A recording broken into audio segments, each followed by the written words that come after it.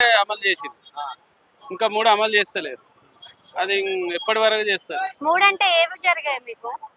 గృహలక్ష్మి, Gruhajyothi current, తర్వాత bus free, ఇక మిగిలినవి సార్ చేస్తారు. బస్ ఫ్రీ గురించి ఏమంటారు సార్? అంటే ఫ్రీ అనేది పెట్టడం కరెక్టే అంటారా లేదా? ఫ్రీ అనేది పెట్టడం కరెక్టే కానీ ఆ, ఇంకా బస్సుల ఆక్యుపెన్సీ పెంచాలి. తక్కువ ఉన్నాయి బస్సులు, ఇబ్బంది పడతాను, నిలబడతాను. ఆ. టికెట్ తీసుకున్న పురుషులు నిలబడతారు, టికెట్ లేకుండా ఉన్న మహిళలు కూర్చుంటారు. వాళ్ళు కూర్చుంటానికి మాకేం ఇబ్బంది లేదు. కాకపోతే ఇంకా ఎక్కువ బస్సులు వేయాలి, ఆ. ఎక్కువ బస్సుల ఫ్రీక్వెన్సీ వేయాలి. ఎక్స్ప్రెస్లు, ఆర్డినరీలు ఎక్కువ పెట్టాలి. గ్రామీణ ప్రాంతాల నుంచి అసలు బస్సులే లేవు హైదరాబాద్.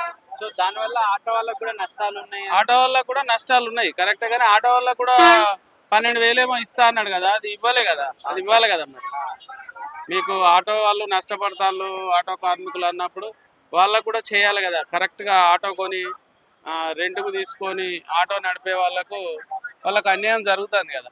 సార్ హైడ్రా గురించి మీ అభిప్రాయం ఏంటి? హైడ్రా గురించి అంటే అప్పుడు ఇచ్చిన ఇది భూమి కరెక్ట్ భూమి కానప్పుడు దానికి పర్మిషన్ ఇచ్చిన వాళ్ళందరూ బాధ్యులుగా చేయాలి.